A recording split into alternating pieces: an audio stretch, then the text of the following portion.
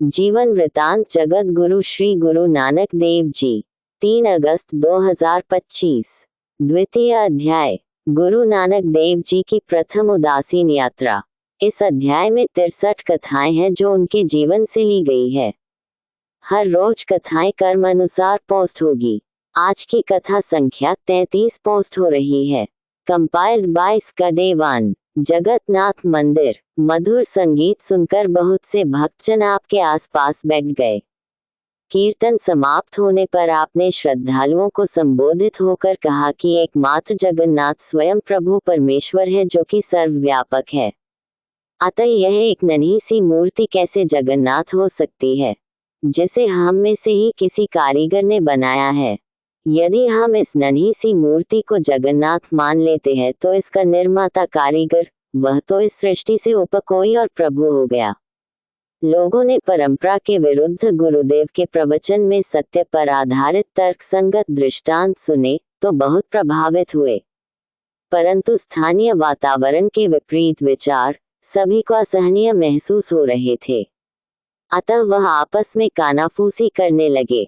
ये बात जंगल की आग की तरह फैल गई कि एक साधु पंजाब से आया है जो अपने साथियों के साथ मिलकर कीर्तन करता है तथा अपने प्रवचनों में मूर्ति पूजा का खंडन कर रहा है तथा कह रहा है कि यह अधूरी मूर्ति जो कि कृष्ण जी की बताई जाती है जगन्नाथ नहीं हो सकता, क्योंकि जगन्नाथ अर्थात समस्त जगत का स्वामी वह सर्वव्यापक प्रभु स्वयं है।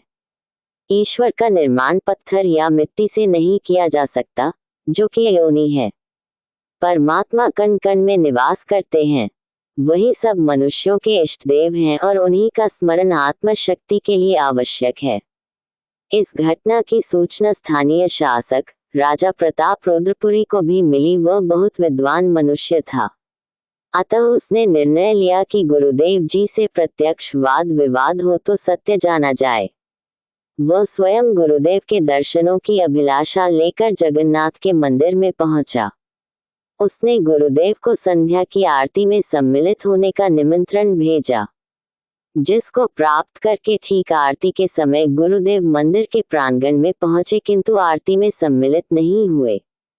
वे अपने शिष्यों के साथ वहीं बैठे मूक दर्शक बने रहे। आरती समाप्त होते ही वहां के पुजारियों तथा प्रशासनिक अधिकारियों ने गुरुदेव को घेर लिया तथा कहा, आप आरती में सम्मिलित क्यों नहीं हुए? इसके उत्तर में गुरुदेव ने कहा, मैं तो अपने विशाल जगन्नाथ की आरती में प्रत्येक क्षण सम्मिलित रहता हूँ। उसकी आरती कभी समाप्त नहीं होती तथा वह निरंतर चलती ही रहती है। ये सुनकर पुजारी पूछने लगे, वह आरती कहाँ हो रही है, हमें भी दिखाए। इसके उत्तर में गुरुदेव ने कहा, गगन रूपी थाल में सूर्य और चंद्रमा रूपी दीपक जल रहे हैं। गगन के सितारे उस थाल में जड़े हुए मोती हैं। मलयानिल धूप बत्ती का कार्य कर रहा है और पवन विराट स्वरूप भगवान के सिर पर चंवर झुला रहा है। इस संदर्भ में आप जी ने वाणी उच्चारण प्रारंभ कर दी। गगन में थालु रविचंदु दीपक बने तारिका मंडल जनक मोती। धूप मलौन पवनु चवरु करे सगल बनराय फूलन ज्योति। कैसी आरती होई भव खंडना तेरी आरती।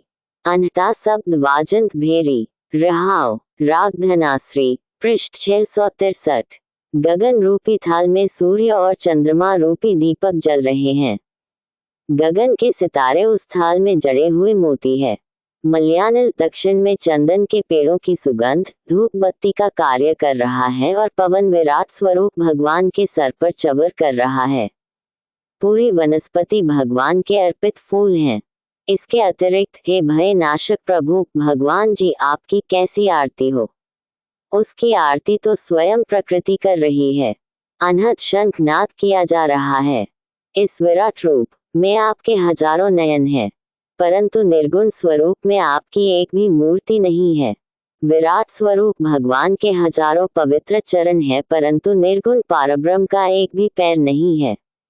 निर्गुण स्वरूप में हे प्रभु, आप बिना नाक के हैं, परंतु इस विराट स्वरूप में आपके हजारों नाक है। आपकी यह लीला देखकर कि कर्तव्य विमूढ़ हो गया हूँ। हे जीव, सब जीवों में उसी ज्योति स्वरूप परमात्मा की ज्योति है और उसी ज्योति के कारण सबको प्रकाश की प्राप्ति होती है।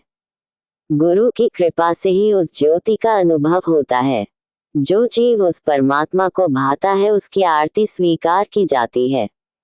हरि के चरण कमलों का आनंद रस प्राप्त करने के लिए मेरा मन तड़पता है और दिन रात मुझे प्रभु दर्शन की प्यास रहती है।